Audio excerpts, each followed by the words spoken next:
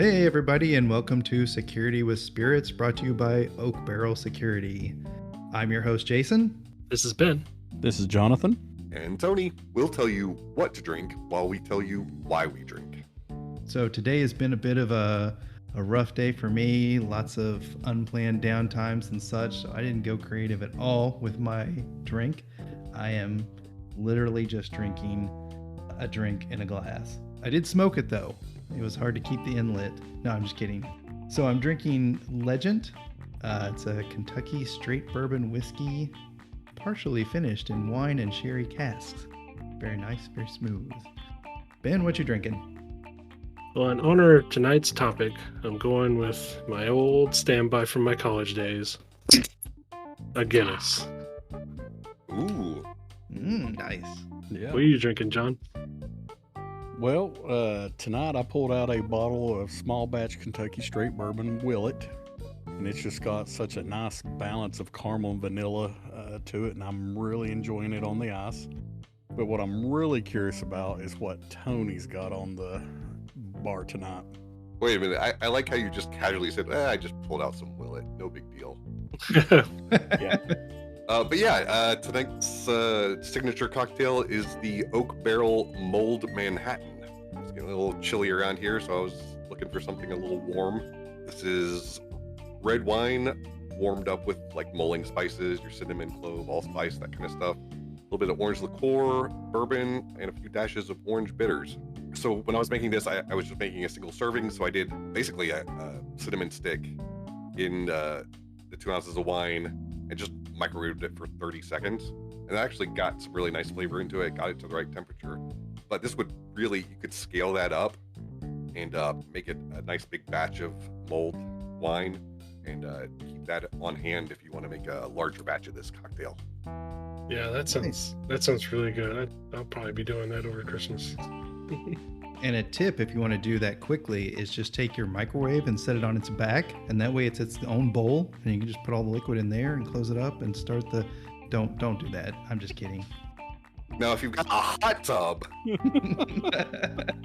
Yeah, you wouldn't want the remnants of your Hot Pocket to get into your drink when you put it off your microwave. This mulled wine has a nice hot pockety flavor. Was that broccoli and jam? That's not broccoli. It's something else. It's green.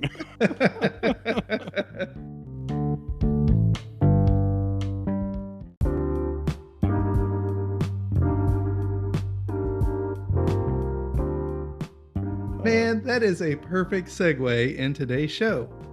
So we're talking about the college days. Speaking of Hot Pockets and Guinness. So our last episode was we got you through high school, we got you on track, and you have decided to go to college. We're gonna kind of explore your options there, kind of give some of our experiences.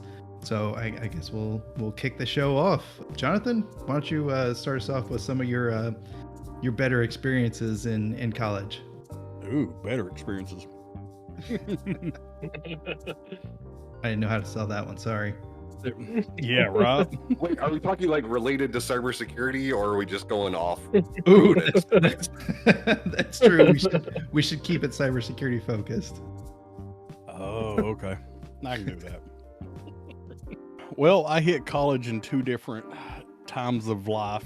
One right out of high school, and then again later in life. And, looking back, coming right out of high school, I didn't care as much. I wasn't as motivated. It was just one of those, I know I need to be doing this. It seems important, but just my focus wasn't there. And, I squeaked by, but then started going back to college as I got older. And the things that I could have learned when I was younger, I had to learn when I was older. And but looking back now, that time in college, both times, I learned better how to manage my time, how to communicate professionally, written and orally. And I learned how to, back up what I'm saying, why I'm saying with evidence.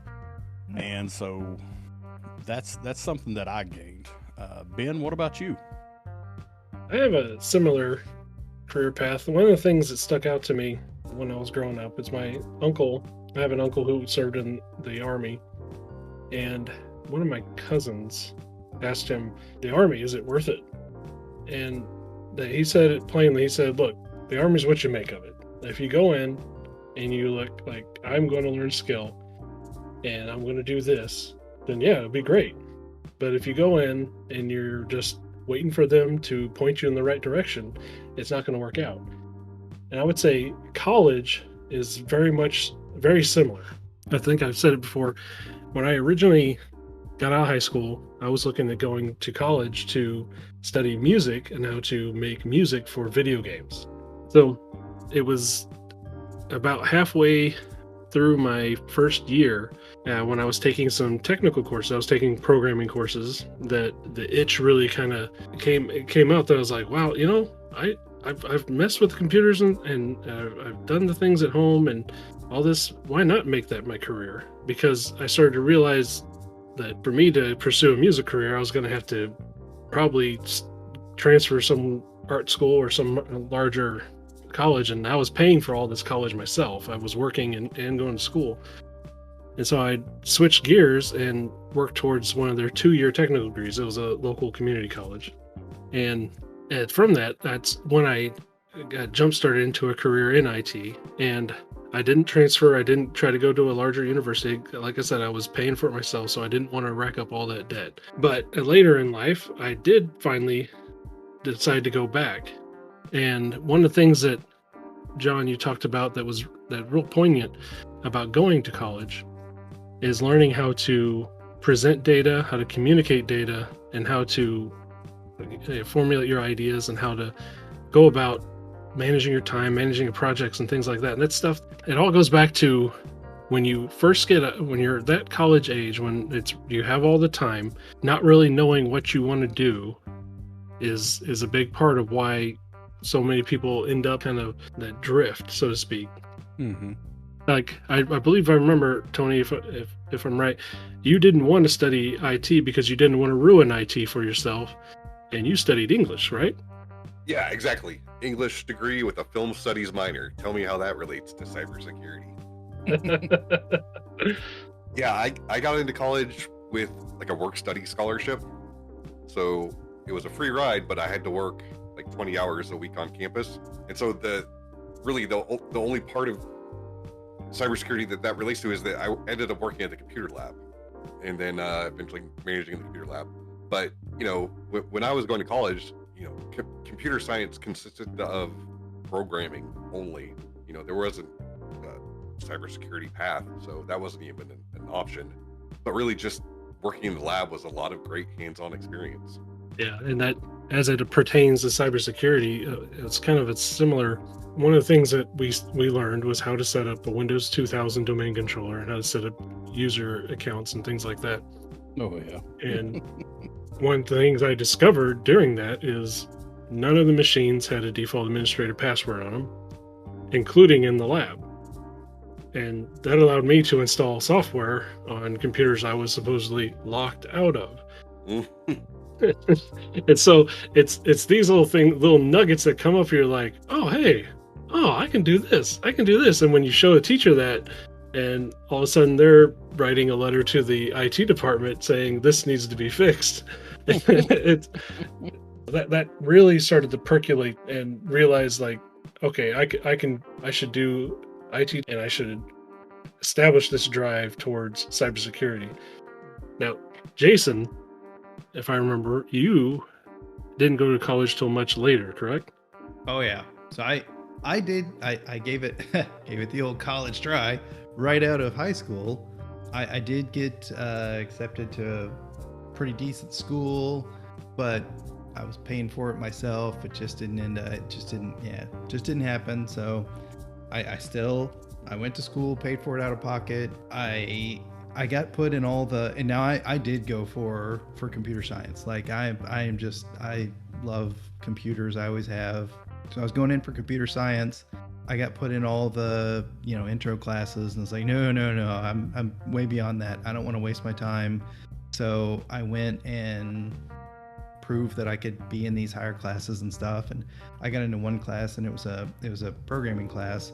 And I remember one of the assignments came back to me, and it was, I didn't pass. And I was like, why? How could I not pass? Like this, I don't understand. And I went and I showed the professor. I was like, look, you wanted the code to do this, and it does that. Like, you're getting your output. And he goes, yeah, but it doesn't follow the code that I have here. And I was like, yeah, it's much cleaner. Like, it's it's a code, like it. I can get all this stuff done in a whole lot less code. So you've been doing that for a long time. Yeah. Oh yeah. Berating everybody about their code. Yeah.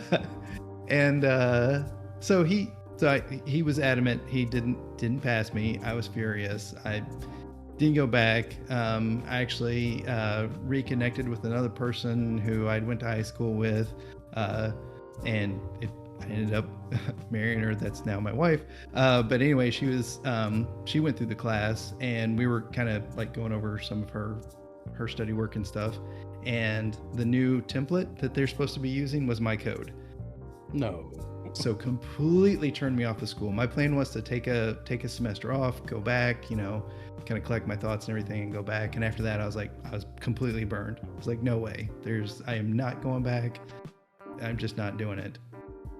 But I hit a few roadblocks in my career, and people want degrees. And I knew if I wanted to move up, I had to get one. And I looked at all other options, and somebody recommended, and I know we don't plug a lot of products here. We try to keep this very, vendor agnostic and neutral and all that kind of stuff. But WGU is one that I will plug, because I was like, you know what, I forget how much it was at the time, like $5,000 a semester or something like that. Like, I'll risk it. I'll see what they have to offer. And that was such an experience for me. Like, if you want a life experience in the college world, that's it. There's no hand holding, there's no anything, there's no, like, it is exactly what you make it. Like, if you're willing to get in and work hard and get it done, it's the place to go. So yeah, that's what I did. And of course, I mean, after I got my degrees, I think it opened quite a bit more doors for me in my career path. Sorry, but like, not to dismiss the whole college experience, but just having a degree alone has, opened doors, right? There are so many just HR roadblocks you can't get past without that. Oh, it's unfortunate. There's so many people out there who are very talented and very hardworking that just didn't commit to college, and there are places that punish them for it. I would say I did the same route. I went to WGU, and one of the things to understand about WGU versus other colleges is it's a competency-based college. Mm-hmm.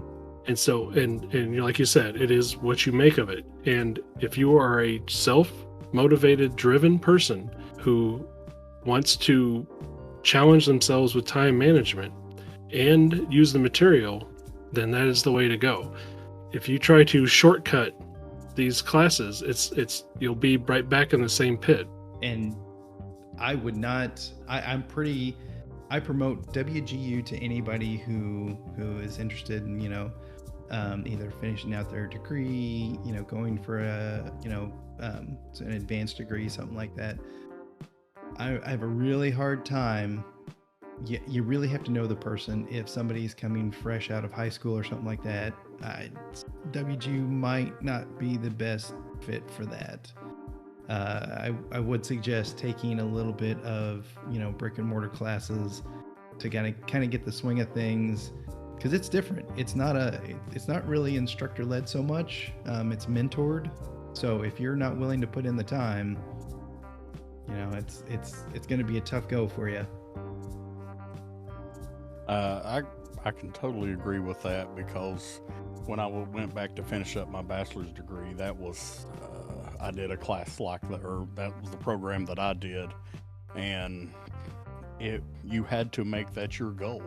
Every week you had your assignments, you had to have them done, And so you had to be good with time management, doing your research and just being able to learn the material on your own. But at that point in my life, I was kind of stopped too, because I didn't have a degree and I couldn't get past HR anywhere.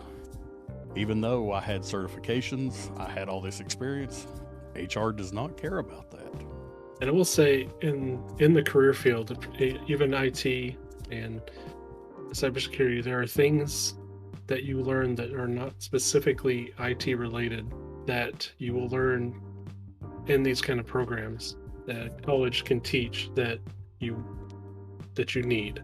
Being able, and like, I think you touched on it earlier, Jonathan, when you talked about being able to not only communicate your ideas but present them with data. Yes. That takes practice and takes some repetition and takes some, it's not something that I think you can naturally know. It's something that you have to kind of learn to do. And having the college experience, that I think that's generally what they're looking for. It's like, oh, well, they went to college and they put in these reps. They don't have to take a gamble and figure out if you actually know how to do this or not, regardless of experience. By going to college, you're getting that broad education where you're getting to develop a strong foundation of knowledge and skills that you typically wouldn't get on your own, as well as the classes that you're taking is going to be throwing real world projects at you, so you can gain some practical experience, which I would try to tell students, like, put that on your resume.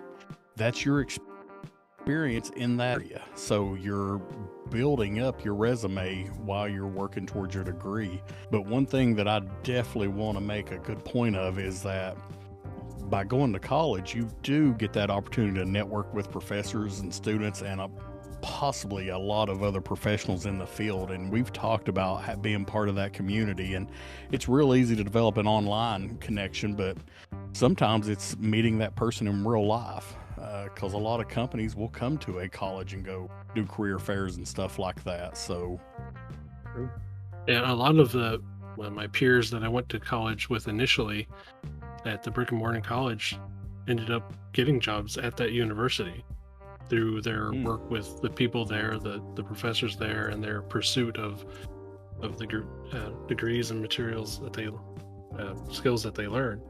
Where I live, that was one of the few areas where you could get an IT job. I have a question, because we all kind of mentioned that a degree was a requirement for HR.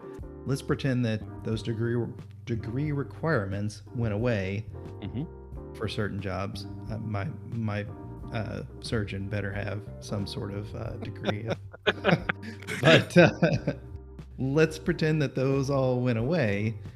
Would you still see value in college? Tony, what do you think? It's hard to say.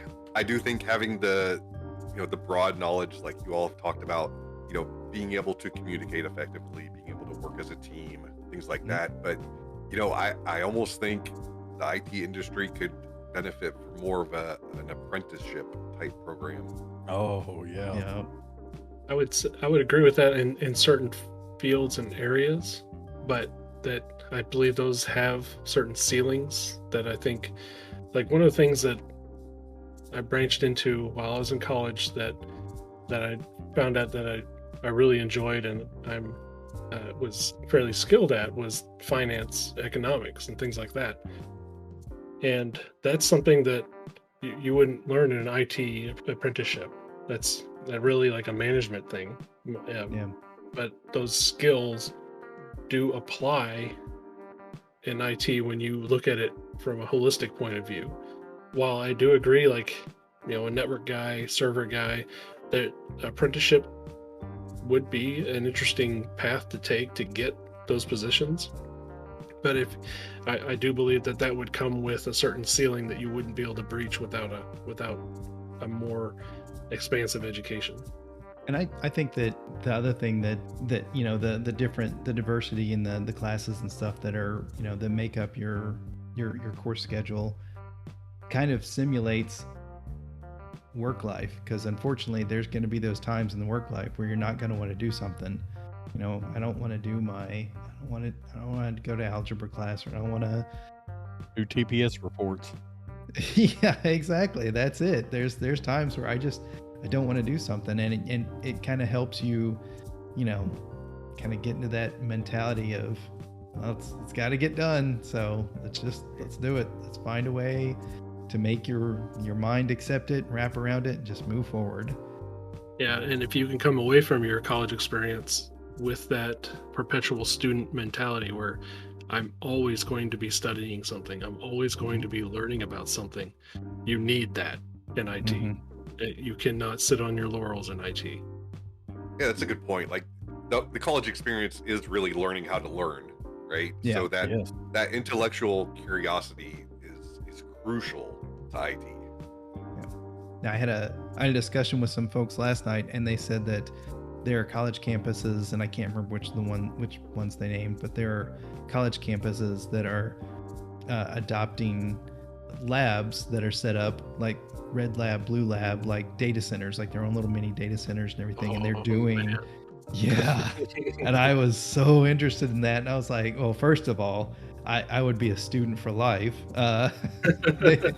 They'd have to kick me out. But second of all, they said that the not only has attendance gone way up because it's stuff that's, they're actually learning and everything, but right out of college, like kids who go into jobs, right? I say kids, people who go right out of college and go into jobs, that number increased quite a bit because they have those skills that people are wanting. They can demonstrate the things that companies need. So I thought it was really cool.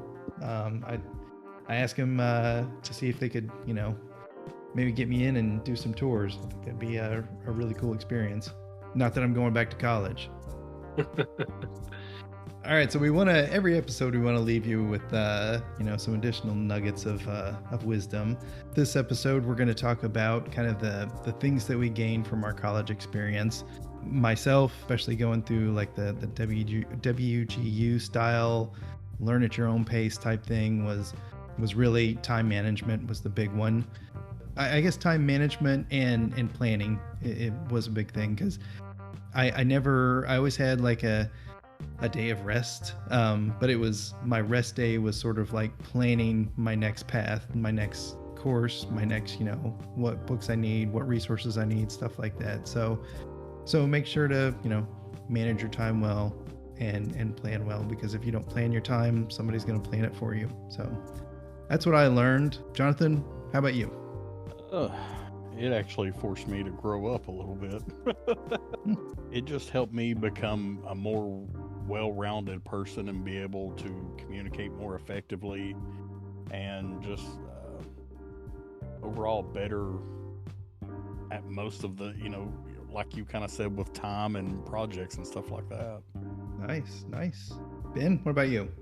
So I spoke a little bit earlier about hitting ceilings and hitting ceilings of your career without that additional knowledge. And I think that is the thing that opened up the most for me, was realizing what other knowledge I would need and how it would come in handy for growing my career. I had come to realize that I had reached the peak of what I was going to be able to do without additional skills, and not necessarily additional IT skills.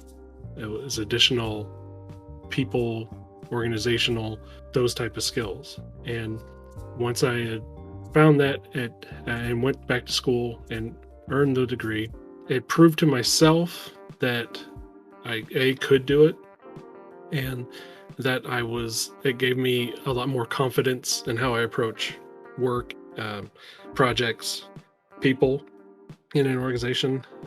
It gave me more level, even footing, I believe, with my peers, and not feeling like I was behind or not able to be at their level, or gave me the ability to effectively communicate with higher up management levels. So I would say that's what I gained from college, and I think it was well worth it to go. Tony? Yeah, I kind of want to echo my sentiments from the previous high school episode. If you don't have it all figured out by the time you're in college, or even by the time you graduate, like, don't beat yourself up over it. you can still get a path to cybersecurity without a computer science degree.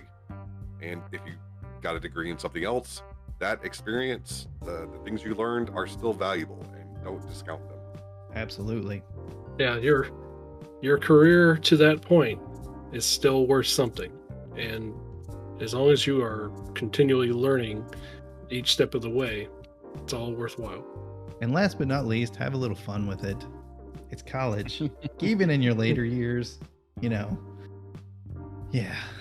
For real, don't take it too seriously. Come on. Yeah. Also, worth noting, when you're applying for jobs, you're submitting resumes, nobody is going to see the grade you got. Right. They're just going to see that you got a degree. There's the old joke. What do they call the guy who graduated med school with a C? Doctor.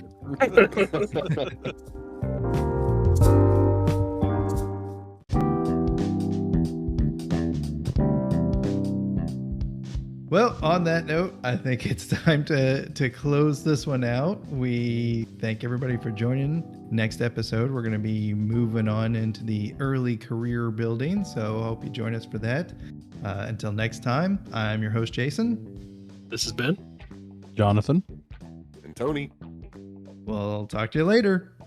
Bye. See ya. We didn't even talk about keg stands. No, I'm just a simple person, educated in bird law.